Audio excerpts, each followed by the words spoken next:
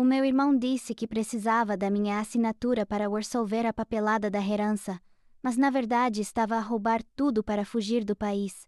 Antes daquele som, o som da caneta deslizar sobre o papel que selou o meu destino, a minha vida tinha outra banda sonora. Tinha o som do riso da minha mãe a ecoar pela cozinha, misturado com o cheiro doce das queijadas de Sintra que ela fazia todos os domingos. A nossa casa, aninhada na encosta verdejante de Sintra, não era feita de tijolos e cimento, mas sim de memórias e de luz. Lembro-me do meu pai a levar-me ao jardim nas noites de verão. O ar fresco perfumado pelas hortênsias. Ele apontava para o céu, e não me ensinava apenas os nomes das constelações. Ensinava-me a sonhar. Vês aquela, Sofia? Dizia ele, com uma voz baixa e quente. Aquela é a tua estrela. Nunca a percas de vista. Eu era a princesa dele, a sua menina dos olhos. E sentia-me a pessoa mais segura do mundo. O meu irmão, Tiago, era o meu guardião, mais velho, mais forte. Ele era a minha sombra protetora. Foi ele que me ensinou a andar de bicicleta no caminho de gravilha que levava ao portão. Que me defendeu de um rapaz mais velho na escola. E que me ajudou a estudar para os exames de matemática até tarde na noite, com a sua paciência infinita. A minha confiança nele não era uma escolha. Era uma certeza, tão fundamental como o chão que pisava. Ele era o meu irmão, o meu herói. A nossa casa era o nosso universo. Cada canto guardava uma história.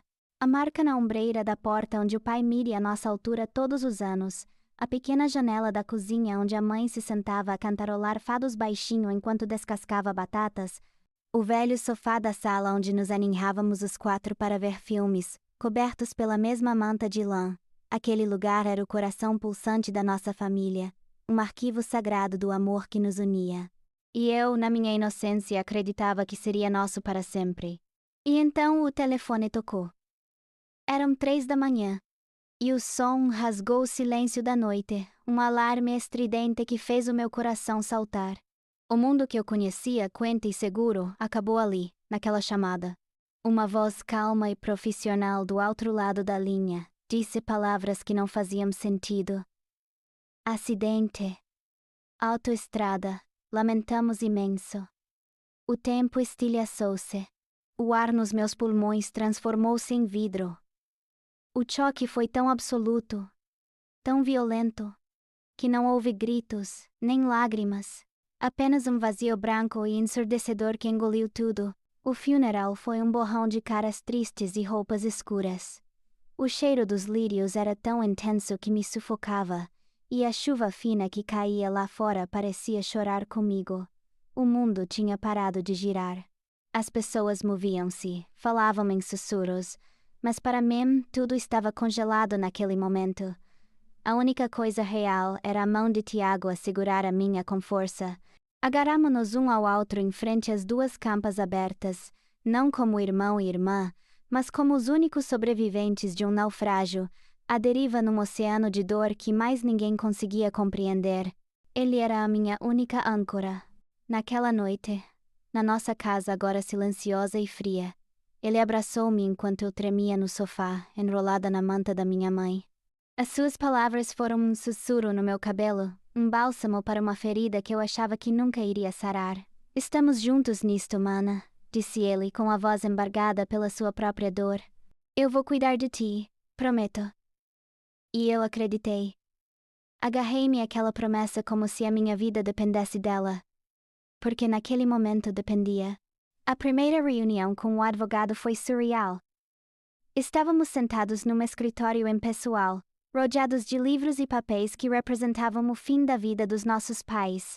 O advogado, um homem de ar bondoso e cansado, explicou a herança, a casa em Sintra, o nosso universo, e as poupanças que eles tinham juntado ao longo de uma vida de trabalho. Eu mal conseguia processar a informação. A minha mente estava nublada pelo luto. Foi Tiago quem assumiu o controlo.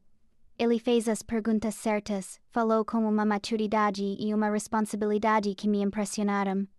Parecia tão forte, tão seguro. Senti uma onda de gratidão por ele estar ali, a ser o adulto por nós os dois. Ele estava a proteger-me tal como sempre fizera.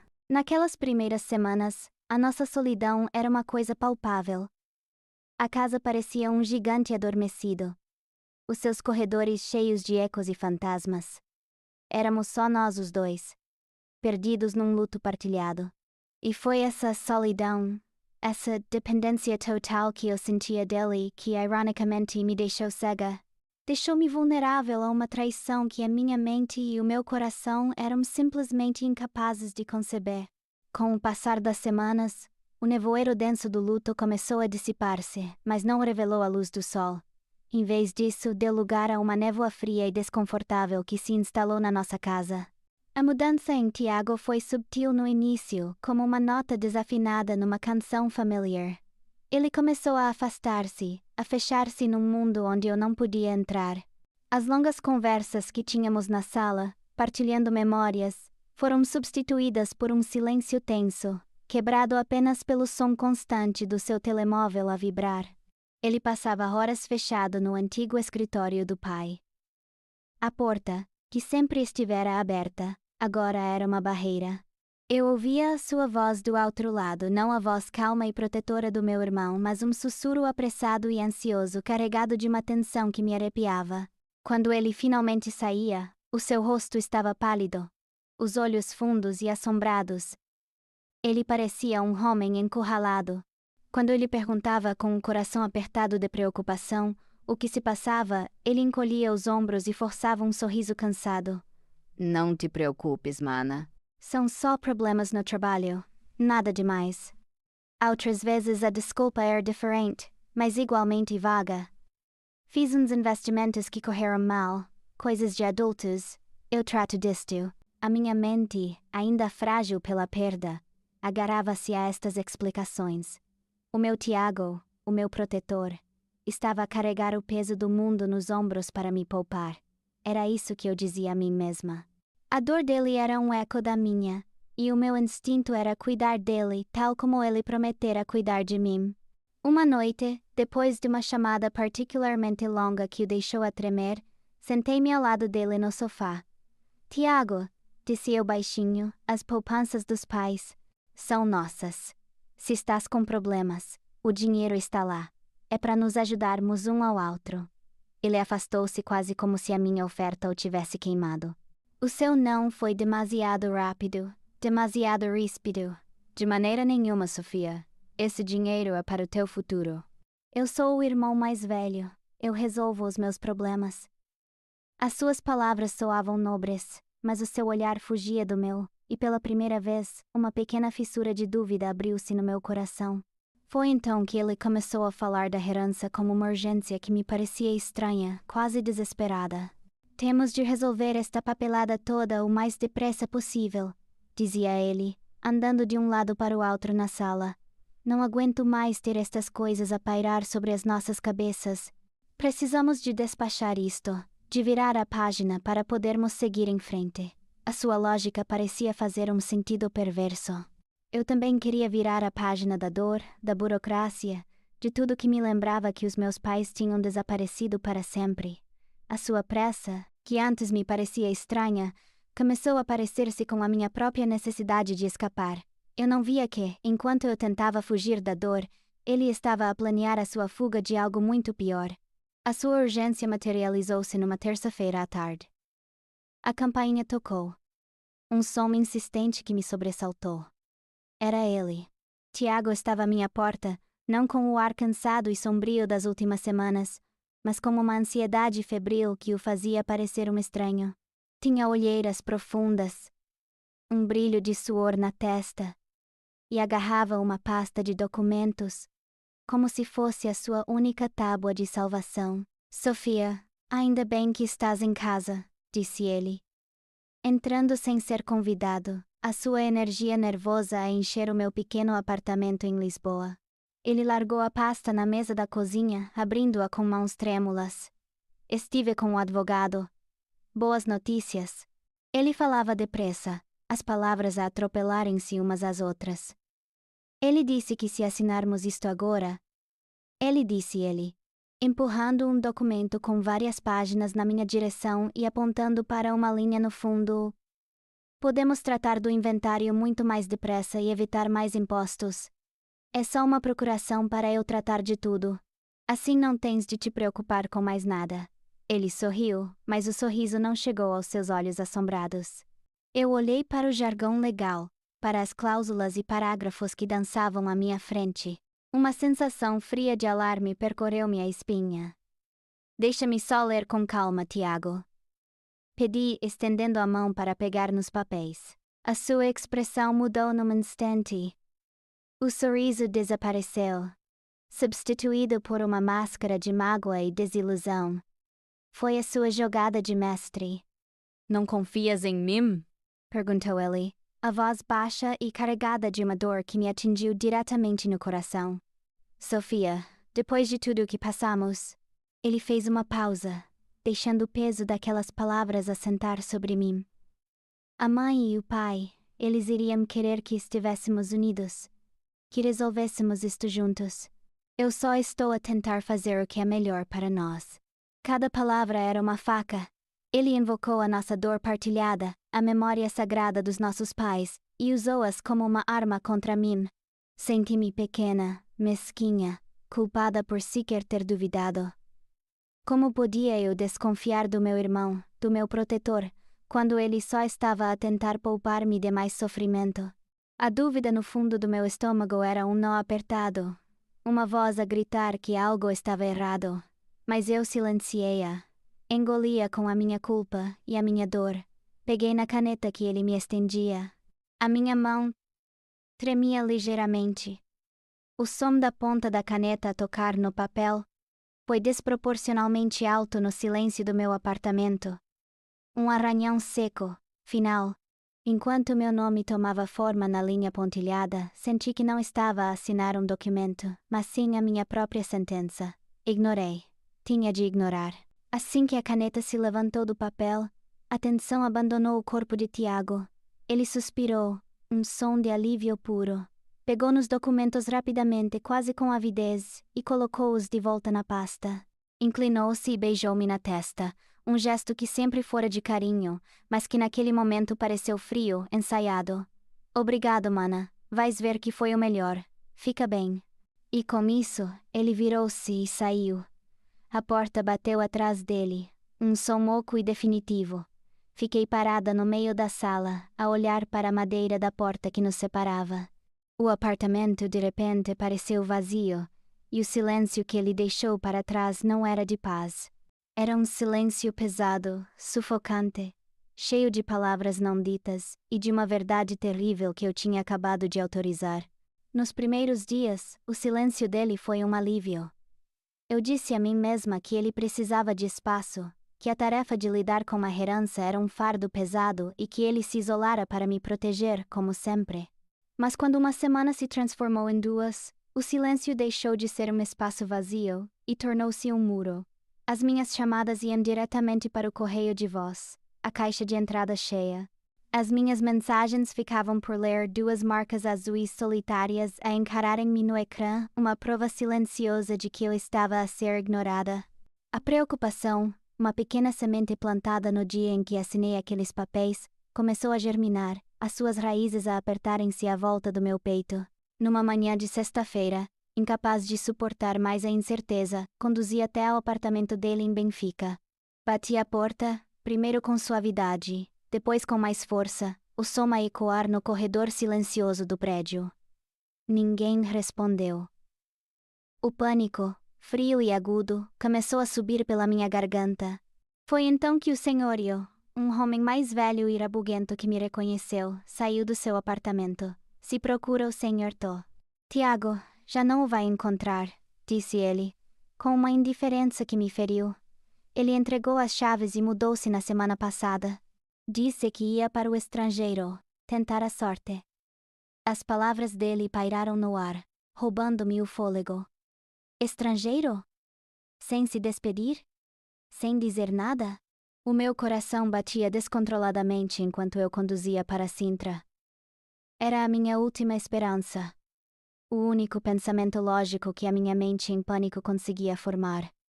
Ele não podia ter desaparecido. Ele devia estar lá, na nossa casa, a preparar tudo. Talvez a planear uma surpresa. A estrada familiar. As árvores a curvarem-se sobre o asfalto, tudo passava por mim num borrão. Eu agarrava-me ao volante com os nossos dedos brancos, a rezar para que, ao virar a esquina da nossa rua, tudo voltasse ao normal. Mas não voltou. Ao aproximar-me, vi um carro que eu não reconhecia. Um monovolume familiar cinzento estava estacionado na nossa entrada. Havia um triciclo de plástico vermelho virado no relvado onde meu pai costumava ler o jornal. A minha respiração ficou presa. Saí do carro. As minhas pernas pareciam feitas de algodão. Cada passo em direção à porta da frente era um esforço. O jardim cheirava a terra úmida e a flores como sempre. Mas agora cheirava a uma felicidade que não era a minha. Toquei a campainha, a minha mão a tremer. A porta abriu-se e um homem de meia-idade com um sorriso simpático e uns óculos na ponta do nariz olhou para mim. Atrás dele, ouvi o som de risos de crianças. "Desculpe, posso ajudá-la?" perguntou ele. As palavras saíram num sussurro. Eu cresci aqui. Procuro o meu irmão, o Tiago." O rosto do homem iluminou-se em reconhecimento, o que tornou tudo ainda pior. "Ah, o Tiago. Um jovem muito simpático", disse ele, a sua voz cheia de uma cordialidade inocente que era como um punhal no meu coração. "Sim, ele esteve aqui. Compramos-lhe a casa há 2 semanas." Ele fez uma pausa e acrescentou, com um piscar de olho cúmplice: "Fizemos um ótimo negócio." Eu não me lembro de me ter despedido do homem. Não me lembro de ter voltado para o carro. A minha mente simplesmente se desligou. Uma medida de autoproteção contra uma verdade demasiado monstruosa para ser processada. O trajeto de Sintra de volta a Lisboa foi feito em piloto automático, as minhas mãos a segurarem o volante enquanto a minha cabeça gritava em negação. Tinha de ser um engano, um mal-entendido terrível. Aquele homem simpático tinha se enganado, ou talvez o Tiago estivesse a pregar-me uma partida de mau gosto. A primeira paragem foi o escritório do advogado, o mesmo lugar onde, semanas antes, Tiago tinha parecido tão forte e eu me sentira tão grata. Agora, o ar-condicionado parecia gelado, e cada tic-tac do relógio na parede era uma batida a martelar a minha ansiedade. O advogado recebeu-me com um olhar de pena que fez o meu estômago afundar. "Minha menina", começou ele, e eu soube. Ele abriu uma pasta na sua secretária de mogno e tirou a procuração. E lá estava ela, a minha assinatura, a caligrafia trêmula de uma tola de luto, a dar ao meu irmão poder total e absoluto sobre o nosso passado, presente e futuro. "Lamento, Sofia", disse o advogado, a sua voz gentil a não oferecer conforto. "Legal." A palavra ecoou na minha cabeça. Podia ser legal, mas era a coisa mais imoral, mais cruel, que eu conseguia imaginar. A negação estilhaçou-se, substituída por um horror gelado. A segunda paragem foi o banco. Ainda havia uma centelha minúscula e irracional de esperança de que talvez o dinheiro ainda estivesse lá. Talvez ele só precisasse de vender a casa por uma razão desesperada. O gerente do banco, um homem de fato impecável e sorriso profissional, levou-me para o seu gabinete. As suas palavras eram calmas, factuais, e cada uma delas era um prego no caixão da minha confiança. A conta conjunta da herança tinha sido esvaziada no dia a seguir à venda da casa. O dinheiro, todo ele, tinha sido transferido para uma conta offshore nas Ilhas Caimão e subsequentemente levantado. Não havia mais nada. Foi quando voltei para o meu pequeno apartamento que a barragem finalmente se deu. O colapso não foi imediato. Foi uma demolição lenta e agonizante de tudo o que eu era. Primeiro veio a humilhação, uma onda quente e nauseante. A cara simpática do novo proprietário a dizer, "Um ótimo negócio." O olhar de pena do advogado. A minha própria assinatura a gozar comigo. Depois veio a raiva, uma fúria pura e incandescente que me fez querer gritar até os meus pulmões arderem. Raiva do Tiago pelas suas mentiras, pela sua cobardia, por ter usado a memória dos nossos pais para me manipular. Mas por baixo de tudo, A dor era a mais profunda. Uma dor física, como se o meu peito tivesse sido aberto à força. Ele não me tinha roubado apenas dinheiro ou uma casa. Ele tinha pegado num bulldozer e demolido o santuário das minhas memórias. Cada recanto daquela casa, cada verão, cada Natal, cada memória de segurança e amor, tudo tinha sido vendido por um ótimo negócio. Ele não tinha apenas fugido do país. Ele tinha fugido de ser meu irmão. A pessoa que eu amava mais do que tudo no mundo, o meu protetor, era uma mentira. E então, quando a raiva se esgotou e as lágrimas secaram, restou apenas a solidão. Uma solidão tão vasta e esmagadora que o meu pequeno apartamento parecia um caixão. Os meus pais tinham partido. E agora, o meu irmão, a única pessoa que me restava, tinha se revelado um fantasma, um monstro que usava a sua cara. Eu estava completamente e irremediavelmente sozinha, traída da forma mais íntima possível. O silêncio não era paz, era a ausência de tudo. E naquele silêncio, percebi a verdade mais devastadora de todas. Eu não tinha mais ninguém. Depois de um dia e uma noite em que o mundo se resumiu às 4 paredes do meu apartamento, a dor deu lugar a uma necessidade desesperada de agir. A inércia era uma forma de morte, e eu já tinha perdido demasiado. Se havia justiça neste mundo, ela teria de começar em algum lugar. E o único lugar que me ocorreu foi a esquadra da polícia. O interior da esquadra cheirava a café requentado e a desinfetante. Era um lugar de factos frios e de tragédias arquivadas em pastas cinzentas. Sentei-me em frente a um agente com um ar cansado, a minha voz a tremer enquanto eu tentava explicar a teia de mentiras, a assinatura, a casa vendida, o irmão desaparecido. Ele ouviu-me com uma paciência profissional, a tomar notas num bloco. Por um breve momento, senti um vislumbre de esperança. Ele ia ajudar-me. Ele ia resolver isto. Quando terminei, ele suspirou. O som de alguém que já tinha ouvido demasiadas histórias tristes.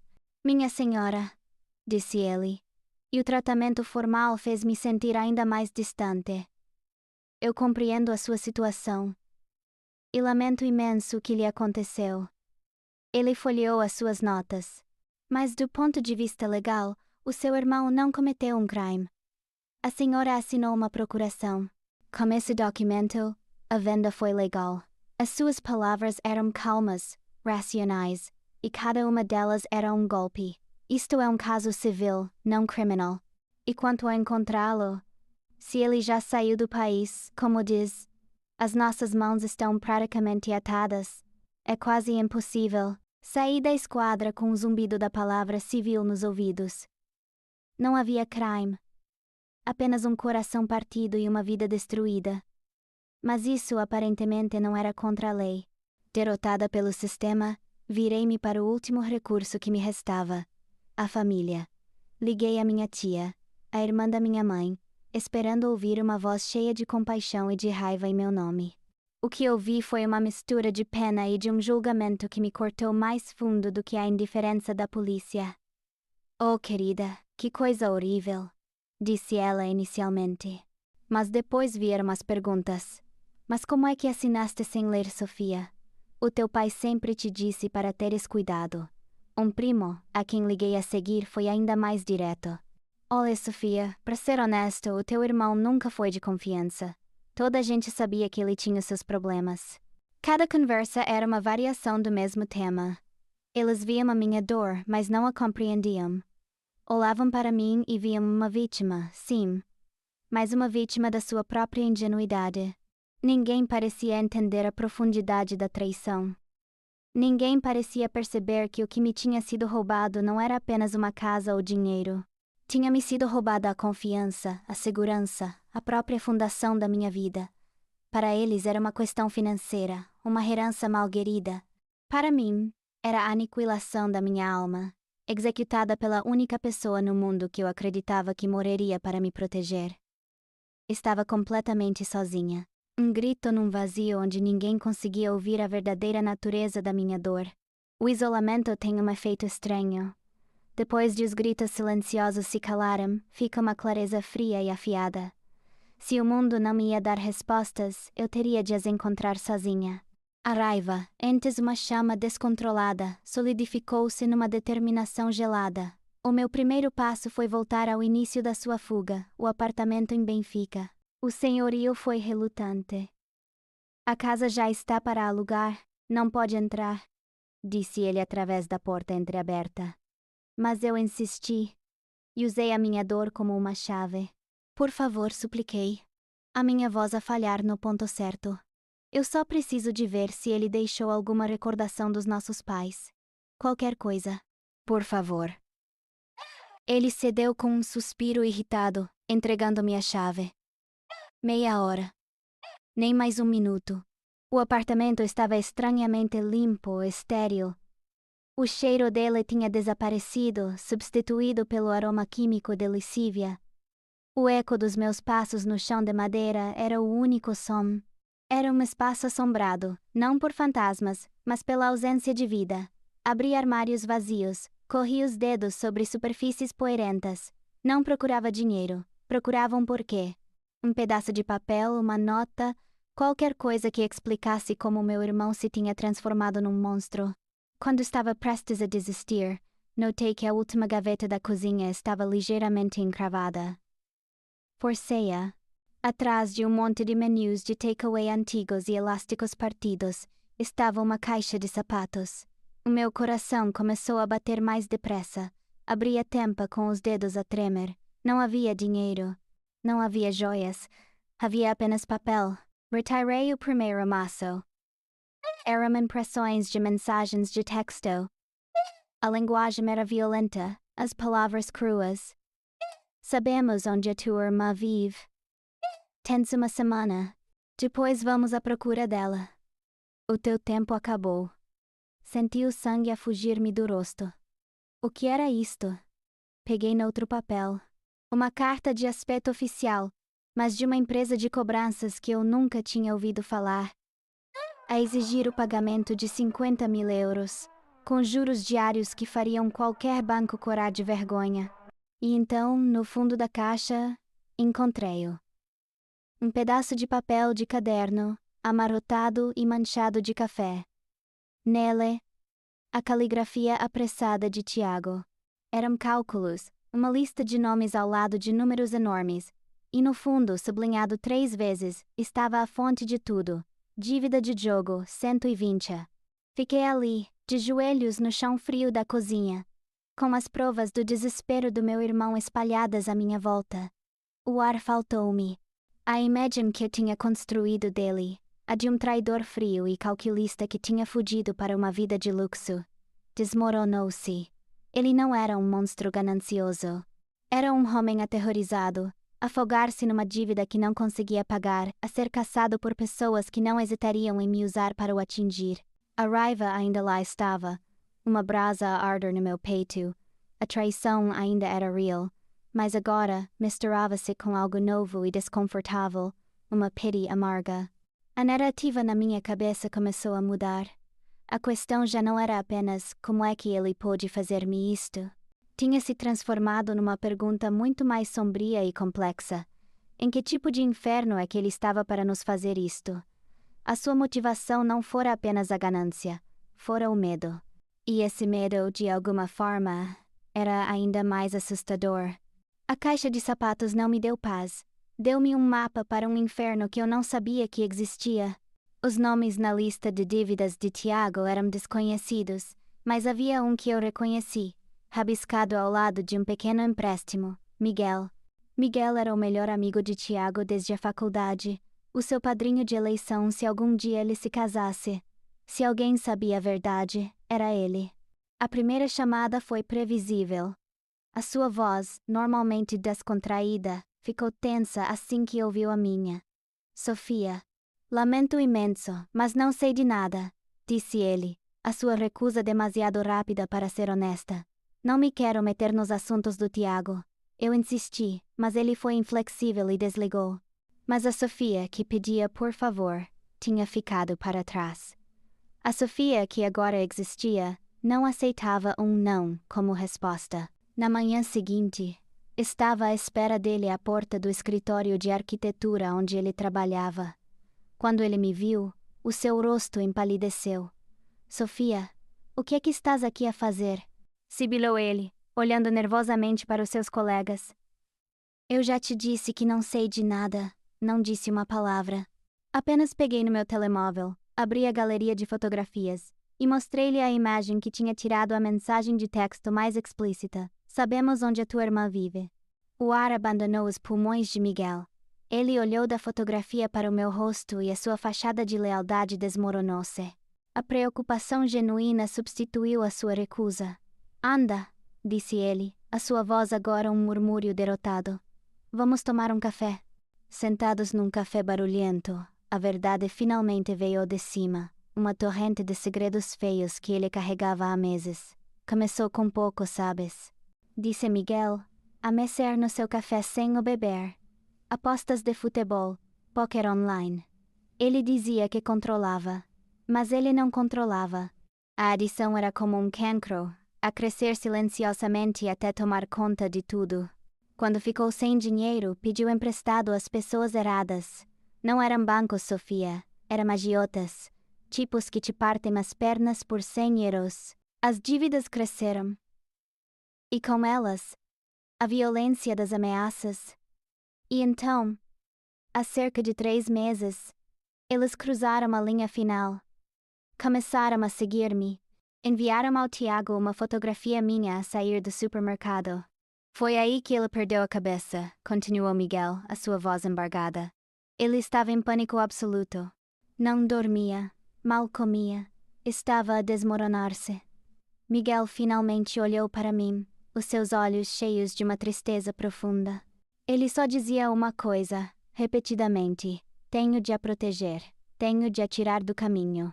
Ele achava que a única maneira de vos desassociar era ele desaparecer completamente do mapa. Eu ouvia, cada palavra a reconfigurar a paisagem da minha dor. O plano dele, o plano que me tinha destruído, não tinha sido concebido para me magoar. Tinha sido concebido, na sua mente distorcida pelo medo, para me salvar. Ele não vendeu a nossa casa por ganância, para viver uma vida de luxo. Ele vendeu o nosso passado para pagar aos seus demônios, e comprou o seu desaparecimento acreditando que era o preço da minha segurança. Era um ato profundamente egoísta, nascido do segredo e da cobardia. Era destrutivo, imperdoável. Mas, no seu cerne, não era um ato de maldade. Era um ato nascido do pânico e de uma forma retorcida e desesperada de amor. A conversa com Miguel deixou-me à deriva num mar de emoções contraditórias. A raiva e a compaixão travavam uma batalha dentro de mim, deixando-me exausta e sem saber o que fazer a seguir. Foi nesse estado de paralisia que o meu telemóvel tocou, um número desconhecido. Hesitei, mas atendi. Estou a falar com a menina Sofia? Perguntou uma voz de homem, calma e amável.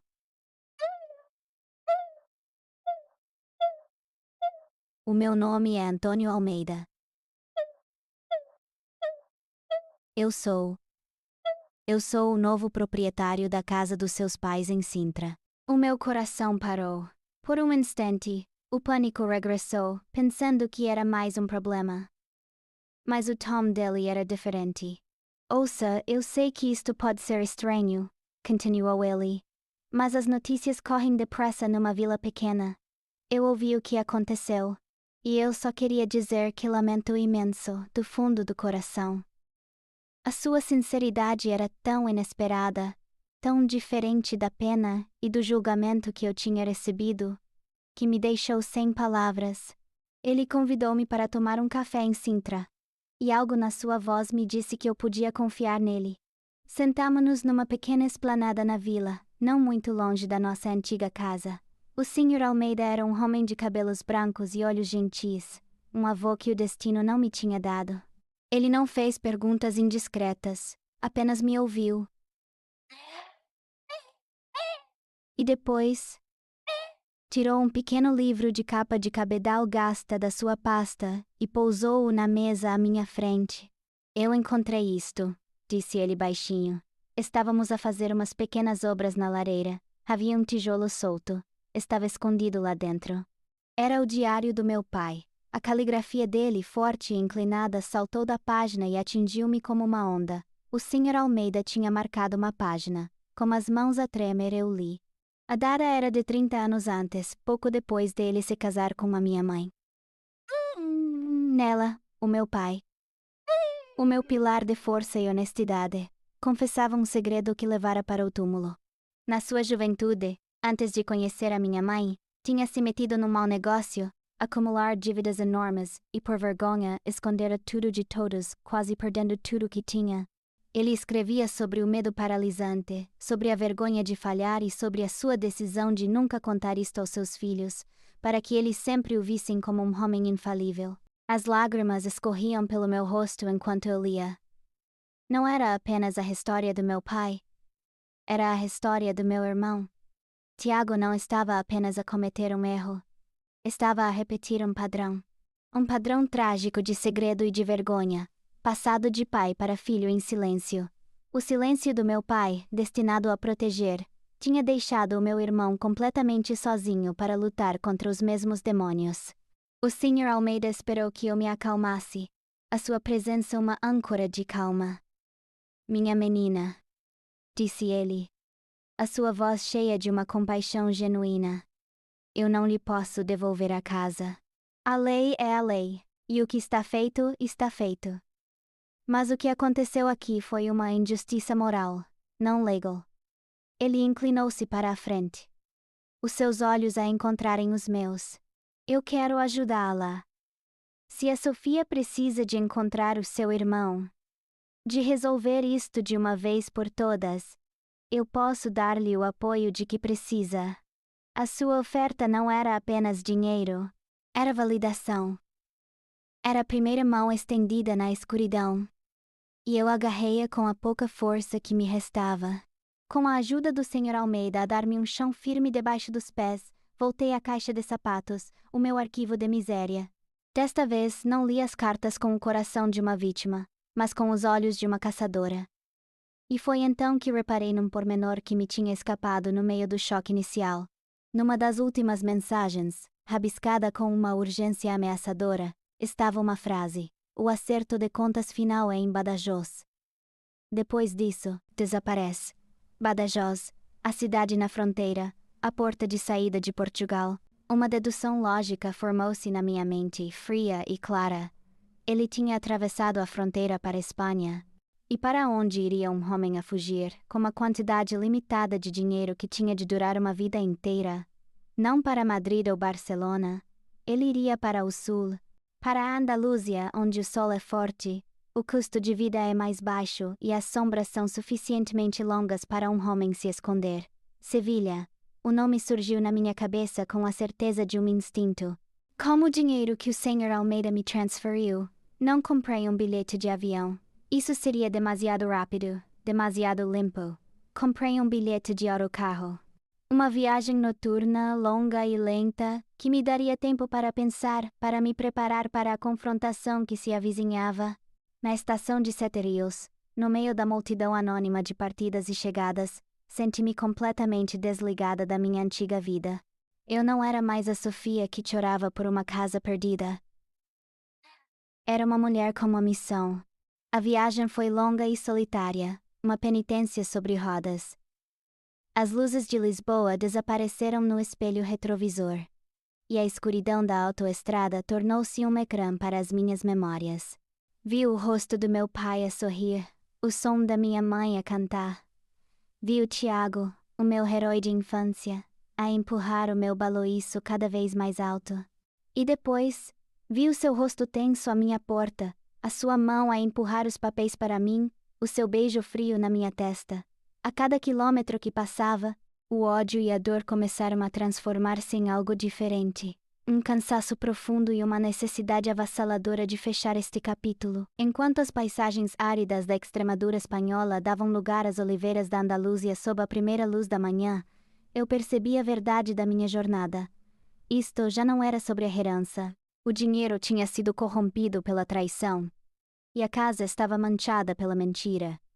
Eu nunca poderia recuperá-los verdadeiramente. Isto era sobre olhar o meu irmão nos olhos e obrigá-lo a encarar a devastação que ele tinha causado. Era sobre quebrar o padrão de segredos que tinha assombrado a nossa família. Era sobre fechar o ciclo da dor e da mentira, para que eu, finalmente, pudesse começar a sarar. Sevilha recebeu-me com um calor sufocante e um labirinto de ruas estreitas que pareciam não levar a lado nenhum. Durante 3 dias caminhei sob o sol da Andaluzia, com uma única fotografia do Tiago na mão, o meu único fio de esperança. Mostrei-a a empregados de mesa, a lojistas, a velhas sentadas em cadeiras de plástico à porta de casa. A resposta era sempre a mesma: um encolher de ombros, um nolo ciento. A esperança começava a esgotar-se, a transformar-se em desespero. Ao 4º dia, exausta e desanimada, entrei num pequeno bar de tapas num bairro humilde, longe das zonas turísticas. O ar cheirava a alho frito e a vinho. Foi então que o vi. Não o reconheci de imediato. O homem que limpava uma mesa no canto era uma sombra do meu irmão. Estava mais magro, a sua camisa de empregado de mesa barata pendurada no seu corpo. O seu cabelo, antes sempre impecável, estava despenteado. Mas foram os seus olhos que me paralisaram.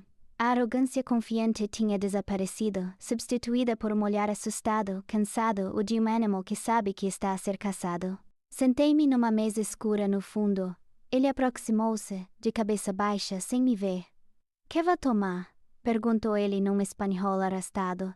A minha voz saiu mais firme do que eu esperava. "Quero a minha vida de volta, Tiago." Ele congelou. O pequeno bloco de notas caiu-lhe da mão, fazendo um barulho suave no chão de azulejo. Levantou a cabeça lentamente. E os seus olhos encontraram os meus. O choque, o medo e a vergonha passaram pelo seu rosto numa onda devastadora. Sem uma palavra, ele agarrou-me pelo braço e puxou-me para uma pequena arrecadação nos fundos, o cheiro a cerveja e a lascívia a encher o ar. A confrontação foi uma explosão, uma libertação de meses de dor contida. "Vendeste a nossa casa!" Gritei, a minha voz a ecoar nas paredes pequenas. "Vendeste as memórias dos nossos pais. Apagaste-nos por um ótimo negócio." "Tu não percebes, Sofia?" respondeu ele, a sua voz rouca de desespero. "Eu não tive escolha." "Não tiveste escolha?" Ri, um som amargo e sem alegria.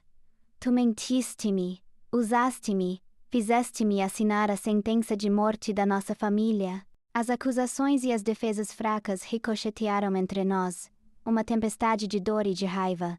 E então, quando a fúria atingiu seu pico, eu mudei de tática. Respirei fundo e deixei a minha voz cair para um sussurro carregado de uma dor que era mais profunda do que a raiva. "Mas eu sei, Tiago. Eu sei da dívida. Eu sei das ameaças." Ele parou, o seu corpo tenso a vacilar como se eu o tivesse atingido. O segredo que ele pensava estar a proteger, a razão do seu ato monstruoso, estava exposto. Olhei para ele, para o meu irmão desfeito, e fiz a única pergunta que realmente importava. "Por que não falaste comigo, Tiago? Por quê?" Essa foi a pergunta que o quebrou. A sua força, a sua fachada, tudo se desmoronou. Ele deslizou pela parede até se sentar no chão, o rosto enterrado nas mãos, e os seus soluços encheram o pequeno espaço. A confissão veio numa torrente de palavras partidas pela vergonha. O vício que o consumiu. A mentira que se tornou maior do que ele. O terror que sentia cada vez que o telemóvel tocava. "Eles tinham a tua morada, Sofia", soluçou ele, a sua voz abafada. "Eles tinham fotografias tuas. Eles iam atrás de ti." Ele finalmente levantou o rosto, os seus olhos a nadar em lágrimas.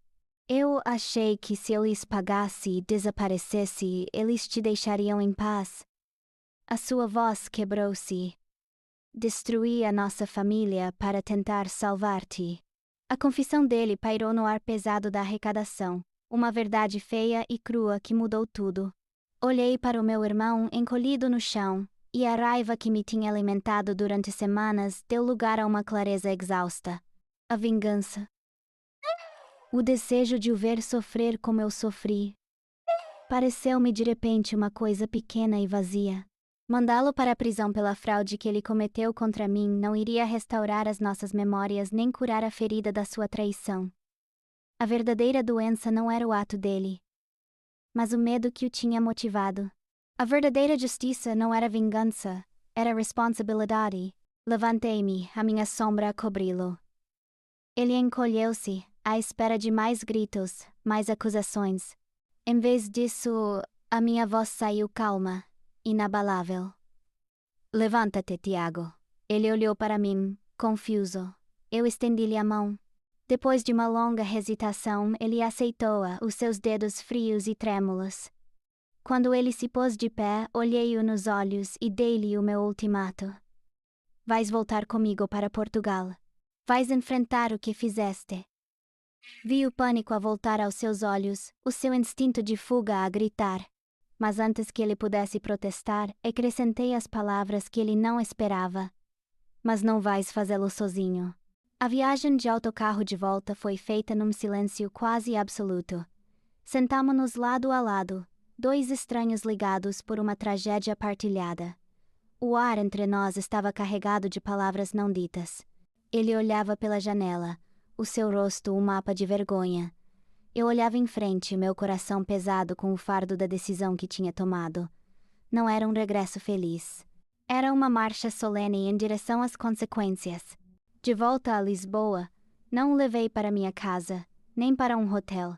Levei-o diretamente ao imponente edifício da Polícia Judiciária. Este não era um caso para a polícia local. Era um caso de extorsão e de crime organizado. Desta vez, eu não entrei como uma vítima a pedir ajuda. Entrei como uma cidadã a apresentar uma queixa, com as provas na minha mala, numa sala de interrogatório fria e anônima. Coloquei as cartas de ameaça e as mensagens impressas em cima da mesa. O meu irmão foi vítima disto. Anunciei. E eu também. Os inspetores ouviram a minha história e depois viraram-se para o Tiago. E foi aí, sob as luzes fluorescentes e o olhar duro da lei, que o primeiro ato da sua redenção começou. Ele não hesitou, não se escondeu atrás de meias verdades. A sua voz, embora ainda trêmula, era clara. Ele contou tudo. Vício, os nomes dos agiotas, os locais de encontro, os métodos de ameaça. Cada palavra era uma confissão, mas também um ato de desafio contra os homens que lhe tinham roubado a vida. Ele estava a colaborar plenamente, a transformar o seu medo em uma arma para a justiça. Eu observei-o, não com perdão, mas com um vislumbre de respeito. Ele estava finalmente a enfrentar os seus demônios, e estava a fazê-lo de livre vontade. Era um ato de coragem que marcava o início do fim do seu pesadelo, e do meu. A colaboração do Tiago com a polícia desencadeou um efeito dominó. Nos meses que se seguiram, a rede de agiotas que o tinha aterrorizado foi sistematicamente desmantelada. O meu irmão, que outrora fugira com medo, tornou-se a testemunha-chave que os derrubou. Por segurança, ele foi colocado sob proteção policial, a viver uma vida anônima algures no país, uma existência cinzenta como penitência pelos seus erros. A justiça, pelo menos contra os homens que nos tinham ameaçado, foi feita. Quanto à nossa própria ferida, a justiça tomou uma forma diferente. Não houve julgamento para ele pelo que me fez. Foi, como a polícia dissera, um caso civil, mas a responsabilidade era inegociável. Num escritório de advogado silencioso, longe do drama das esquadras de polícia, assinamos um novo documento. Um acordo legal, frio e impessoal, que estipulava que ele me pagaria, na totalidade, a minha metade do valor da herança. Não havia prazo. Ambos sabíamos que, com os empregos modestos que ele agora teria, demoraria décadas, talvez uma vida inteira. Ele assinou sem hesitar. O seu rosto uma máscara de resignação. Foi o seu primeiro pagamento. A nossa relação, outrora o alicerce da minha vida, estava em ruínas. Não havia telefonemas à noite, nem piadas partilhadas. A confiança, uma vez partida, não se cola facilmente. Mas no meio dos escombros, algo novo surgiu. A honestidade. As mentiras tinham desaparecido. As fachadas tinham caído. O que restava era a verdade crua da nossa história. Não havia perdão imediato, nem podia haver. Mas, pela primeira vez, havia um caminho, um pequeno trilho visível no meio da devastação, para algo que talvez um dia pudesse voltar a ser uma ligação. Com o futuro incerto do Tiago a seguir o seu curso, eu tinha de construir o meu. A generosidade do Sr. Almeida não foi esquecida, e usei o apoio que ele me deu, não para uma vida de luxo, mas para a minha liberdade. Dei a entrada para um pequeno apartamento, um túmulo com uma varanda soalheira e vista para os telhados de Lisboa. Era pequeno, era modesto, mas era meu. Cada parede que pintei, cada móvel que montei, foi um ato de recuperação. Estava a construir um lar que era apenas meu, não herdado, não partilhado, mas conquistado com a minha própria resiliência. Numa tarde de outono, quando as folhas começavam a cair, conduzi até ao cemitério, levei flores frescas e ajoelhei-me em frente à campa de mármore frio dos meus pais. O vento soprava suavemente, e ali, no silêncio, eu falei com eles. Contei-lhes tudo. Contei-lhes do medo do Tiago, do segredo do pai, da minha dor e da minha jornada. Pedi-lhes desculpa por não ter conseguido manter a família unida, mas expliquei-lhes que estava a aprender a redefinir o que isso significava. Não chorei, apenas senti uma calma profunda a assentar sobre mim. Ao sair, olhei para trás uma última vez, não com a dor da perda, mas com a paz de quem finalmente fez as pazes com o seu passado. Hoje, enquanto escrevo isto da varanda do meu apartamento, ao olhar para os telhados de Lisboa banhados pelo sol, penso muitas vezes na palavra herança. Durante muito tempo pensei que a minha herança era uma casa em Sintra e uma conta bancária. Pensei que, quando meu irmão mas roubou, eu tinha perdido tudo. Mas estava enganada. A verdadeira herança que os meus pais me deixaram não era algo que pudesse ser vendido ou assinado num pedaço de papel. Era a resiliência da minha mãe, que cantava fado mesmo nos dias difíceis. Era a força tranquila do meu pai, que me ensinou a encontrar a minha própria estrela no céu mais escuro. Era a capacidade de amar profundamente e, como descobri, a força para sobreviver a uma traição igualmente profunda. Essa foi a herança que me permitiu atravessar a tempestade. A casa era apenas um símbolo. O verdadeiro legado estava dentro de mim. Também aprendi uma lição dura sobre a justiça. No início, eu queria vingança. Queria que a dor do meu irmão espelhasse a minha. Mas algures naquela estrada escura para Sevilha, percebi que a verdadeira justiça não é sobre punir. É sobre trazer a verdade à luz. É sobre forçar a responsabilização, não apenas pelos atos cometidos, mas pelos segredos guardados. Ao forçar o Tiago a enfrentar os seus demônios, não o estava apenas a castigar, estava a quebrar um ciclo de silêncio e de vergonha que, sem eu saber, já assombrava a nossa família há gerações. E essa, para mim, foi a justiça mais completa de todas.